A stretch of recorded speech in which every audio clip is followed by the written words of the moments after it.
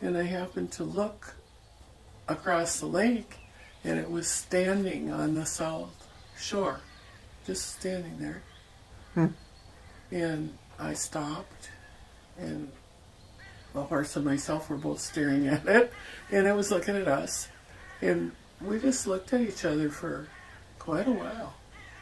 And it was very quiet. I mean, it just stood there, motionless, actually, staring, and I was looking, and then it just turned around and walked right into the woods.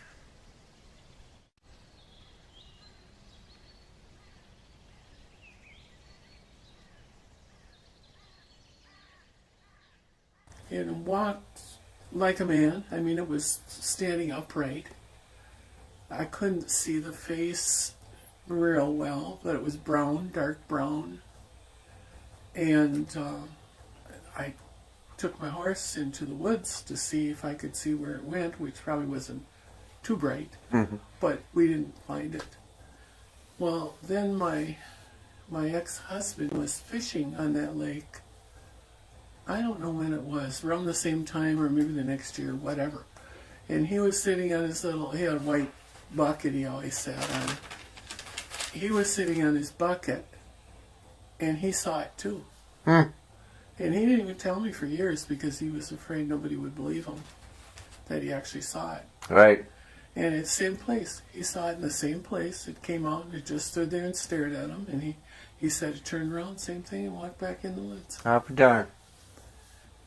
So, I don't know. It didn't seem menacing. It didn't seem angry. It didn't seem, any kind of upset. It was standing there. Did it appear like it came out to look at you as you were there? Or was it already there? It was already there when I went by. It was already standing there. I just happened to look, and there it was, just standing there looking. If you were to guess about what height it was, you were on a horse, so... I was on a big, tall horse. She was 17 hands tall, and she looked like a midget next to that thing. Wow. It was, I would think it was about 8 feet tall. But I couldn't say for sure. Right. And it was big. I mean, it was hefty, Now, you said it was, like, off the lake. Would you say it was like a football field's distance away, or about how far would you say it was from you at the time? Maybe a couple football fields. Okay, so 2 or 3? Yeah, 2. I didn't even have any fear. Like, sometimes you might have fear if you saw something unusual or whatever. It was just nothing. Yep. I was going to ask if you experienced anything like, something felt different in the air. No, but when I went in the woods looking for it, I thought I smelled a heavy kind of a smell. Almost like it might be if you ran across a bear. Kind of oddly skunkish, kind of. Yeah. Sort of, but not like a skunk, but kind of. Yeah, a heavy, musky smell, a heavy one, yeah. And the horse, she wasn't rattled. She didn't care that we went in the woods looking for the thing. Right. See, now if that was a bear, though, I bet the horse would have acted differently. Oh, she would have. Yeah. Huh. She would have. She would not like that at all.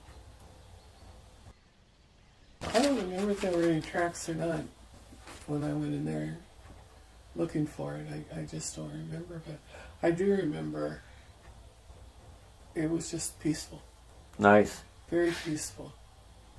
Critter, whatever it was.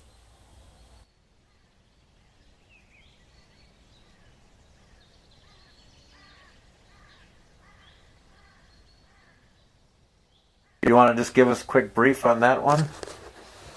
Well, all I know is what she told me. She was going down 38 and this thing come out of the woods.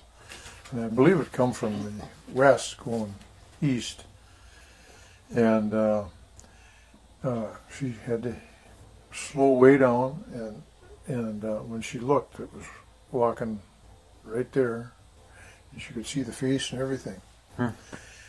And she says that she, for several months after that, she could not drive 38 because she was afraid she was going to see it again. That's how close she was to it.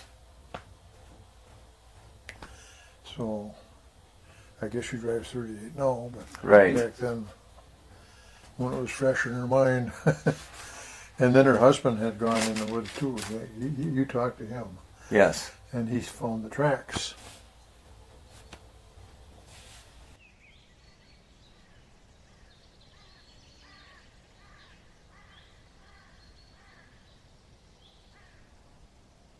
Name of the guy that used to run the Junction Bar back in the 70s and early 80s. Junction Bar, which one is that? Is that up on Yeah, 65? Togo. I don't know. I know I've heard it, but I don't. He's seen it. Yeah. And they found the tracks too, and some authorities came out and compression tested Wow. the tracks, and they said it had to weigh 500 or better, over 500 pounds. Well, that one that I saw probably weighed more than 500. He was big. If it was a Yeah. he, I don't know. I mean, he was very big. Yeah. Yeah. That was what was so awesome about it. I mean, it was Huge. very big. Mm-hmm. You know.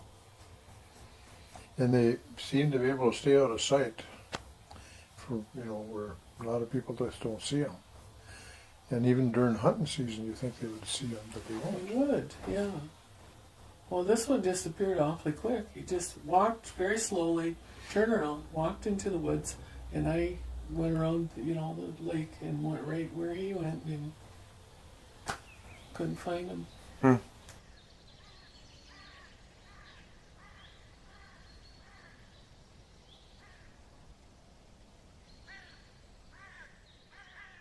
Well, he come from Alaska. He lived up in Alaska for many, many years, and he became a pastor and this and that. And we were talking about Bigfoot here not too long ago, and he says, well, they see so many of them in Alaska, where he was, He said he himself had never seen them, but they call it the hairy man, or they got other names for it, And he says there's too many sightings to say that they're not there. He said they're definitely there. So, I mean, no matter where you are, you have a lot of sightings on the West Coast, and up through Canada and Alaska and things like that.